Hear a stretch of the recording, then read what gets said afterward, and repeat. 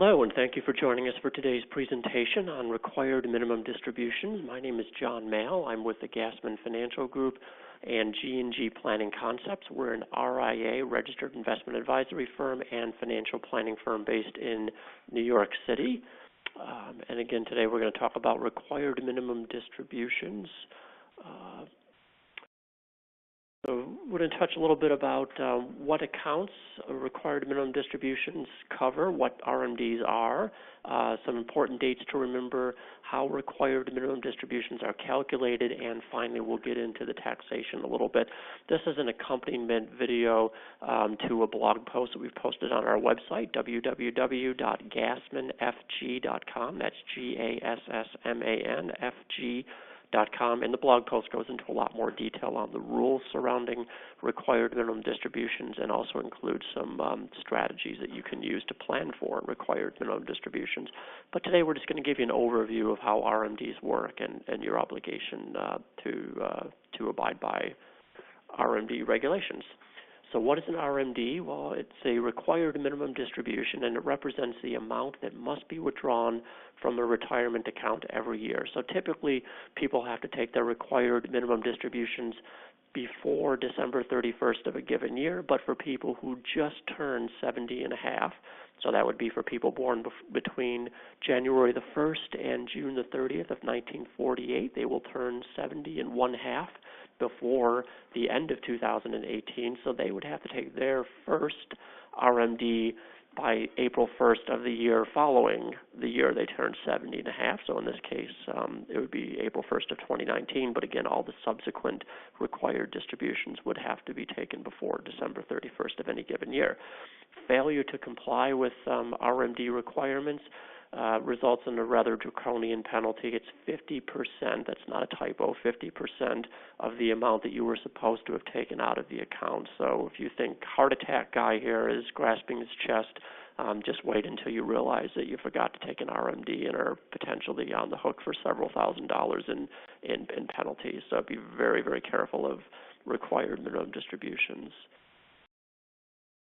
What accounts are subject to RMDs? Well, most accounts are. So it's going to be all IRA type of accounts. So that would be traditional IRAs, SEP IRAs, simple IRAs, etc., as well as employer-sponsored plans such as 401ks or 403bs, 457s, etc. Notably, the required minimum distribution rules do not apply to Roth IRAs. That is, at least while the account owner is still alive. But if you're a beneficiary of a Roth IRA, you may be required to take required minimum distributions if you're a non-spousal beneficiary. In addition, RMD rules do apply to Roth 401ks. So again, see our blog post. There's some planning to be done around those of us that have Roth 401k plans at our employer. Another exception would be for employers who choose to work beyond normal retirement age and are still still actively employed at the firm that's sponsoring an employer-sponsored plan. So if these folks decide to work beyond age 70 and a half, they do not have to take distributions from those employer-sponsored accounts as long as they are not a 5% owner in the firm, but they will, of course, have to start taking them after they retire. And annuities that are inside of an IRA are subject to the same RMD requirements, but non-qualified annuities or those that are funded with after-tax money are not required, are not subject to RMDs. So some important dates to remember. Well, again, the first RMD, the very first one, has to be taken by April 1st of the year following the year that you turn 70 and a half.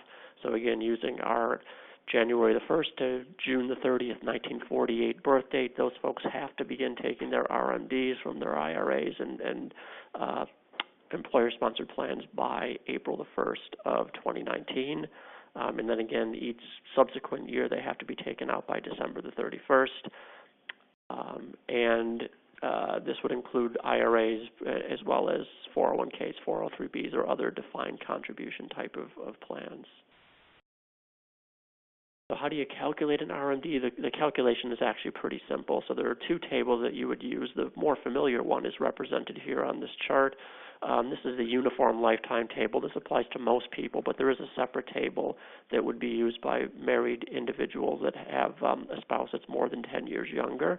So the amounts will be a little bit different. The distributions for those folks will be a little bit lower than the uniform table that we're showing here.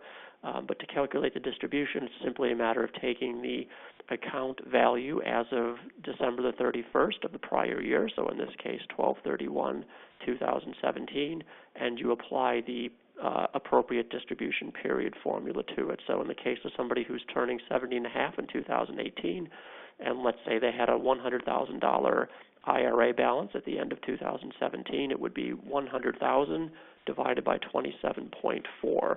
So that would give you your initial distribution amount for 2018, and again, that has to be taken before April the 1st of 2019, and that number would be $3,649.64. And you'll notice that every year the numbers in the table gets a little smaller, so the distribution proportionately will get a bit larger from the account every single year as you get older. How are RMDs taxed? Well, it's really taxed as ordinary income. So if all of your IRA contributions were tax deductible, then the full amount is just going to be treated as ordinary income. It's worth noting that if you have some after-tax contributions, there's a calculation that you'll need to do so that you're not being taxed on any IRA balances where you have cost basis. And again, that's detailed in the blog post that accompanies this video. Federal tax would be dependent on your income tax bracket, of course, as would state and any local taxes that you might have to pay, and that's going to be dependent on the state that you reside in. So that's just a brief summary of required minimum distributions and what you need to know. Again, we hope you'll like and subscribe to our YouTube page and visit our website at www.gassmanfg, where you can download our most recent blog post that details a lot more information related to required minimum distributions.